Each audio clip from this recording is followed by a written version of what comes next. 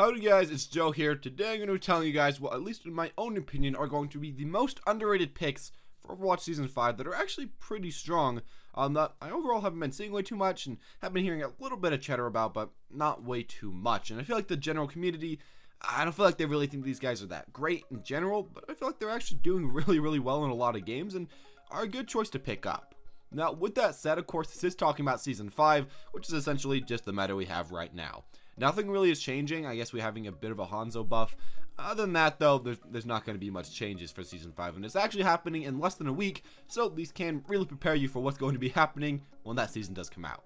Anyway, with that said, let's just talk about the first person that I feel like is pretty underrated that's going to be really good. And that person is Deva. Now, I feel like Deva's good because she does pretty good against Pharah, she does pretty okay against certain dive comps, and she does really good against Soldier or McCree or anybody like that, all of the hit scan. All you really have to do is just shift onto his face, and that's it. You're done, essentially, and you can completely shut down a lot of the hit scan in your game. You can feed your own supports a lot of ults like this as well, because if the hit scan's forced to hit you, you can, take a lot of damage while not dying and feed your supports a lot of ults. It's actually pretty nice. Now, as well with this, I'm going to say, Deva's just overall one of the characters that isn't going to die as much as a lot of the other characters right now.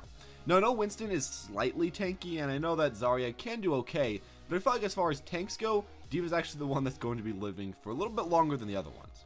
And of course, the main benefit of actually picking Deva right now is just being able to suck up an infinite amount of damage immediately.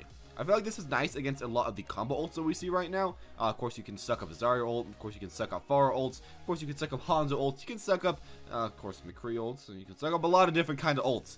But I feel like that is especially important with all these DPS ults, all this huge DPS that's coming out. If you can block that and if you can save your team, I feel like she's a pretty good pick.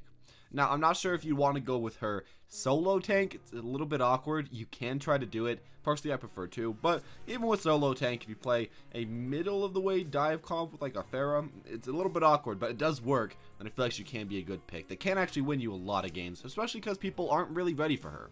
Now, as far as Yatta, I feel like he's been a pick that's actually been really strong for a while, but not really many people actually pick him.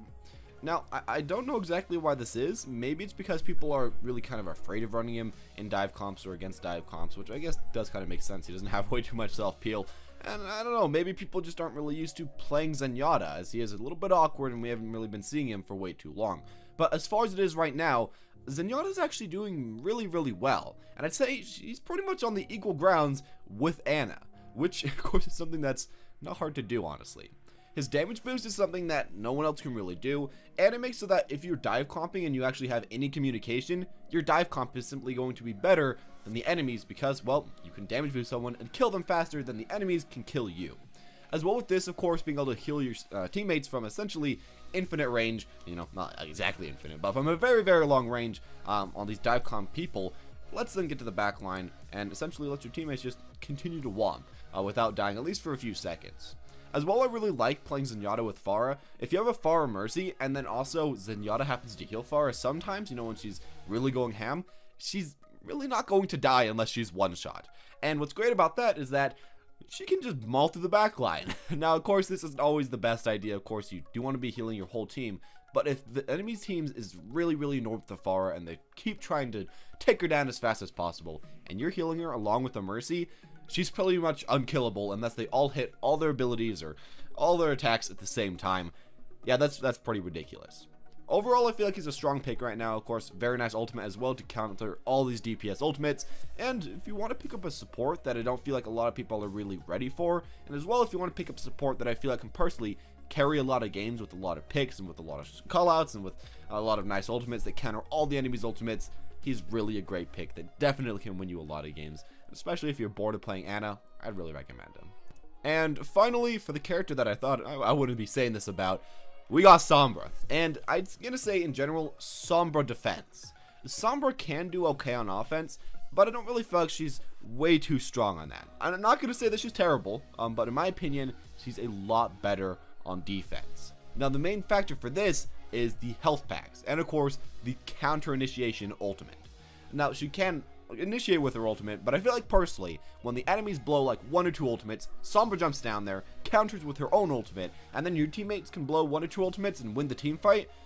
that's nice. That wins you a lot of team fights, and especially on 2 CP maps, where there's maybe a health pack right next to you that, let's say your Reinhardt can get, as Temple of Anubis first point can show, it really becomes something that's very hard to deal with.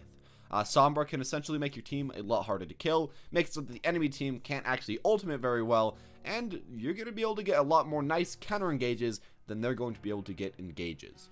Now, as well with Sombra right now, she doesn't have the most damage, but if you play 2 DPS other than her, you actually can't make up for that if you're playing something like King of the Hill, I mean.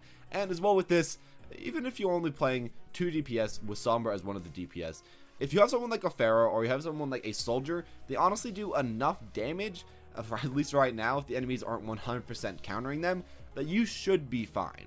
If you have like a Winston, a Roadhog, a Sombra, and then you just continue from there, you can have a decent amount of damage, as well if you have Zenyatta. So Sombra's lack of damage, at least slightly, won't matter as much. Of course, you still can do a little bit, but mainly you want to be focusing on hacking, you want to get some nice ultimates, and you want to be able to heal up your team with big health packs, such as, again, Temple of Anubis in the right room on the first point.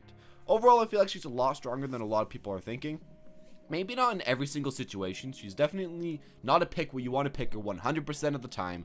I know some people think that you should do that with all these characters, but no, I'd say definitely switch on and off of her. But if you find yourself on defense, and especially on 2 CP defense, I feel like she's one of the picks that can definitely just single-handedly win you a game out of nowhere, and no one's really going to expect that. So if you want to give it a try, if you want to try to learn Sombra for that, I definitely recommend that. As, yeah, it can win you a lot of games, and it's personally won me a ton of games. Anyways, with that said, thank you all for watching. I hope you guys enjoyed the video. Of course, talking about, at least in my own opinion, who I feel like are the most underrated picks for competitive Season 5. Now, you might have your own opinion, and if you do, it's completely good. Tell me who you personally feel like is underrated, and who maybe should get a little more light to shine, and who you feel like is actually strong, but no one's picking for some reason or another. Anyways, as always, guys, thank you all for watching. Hope you enjoyed, and have a wonderful day.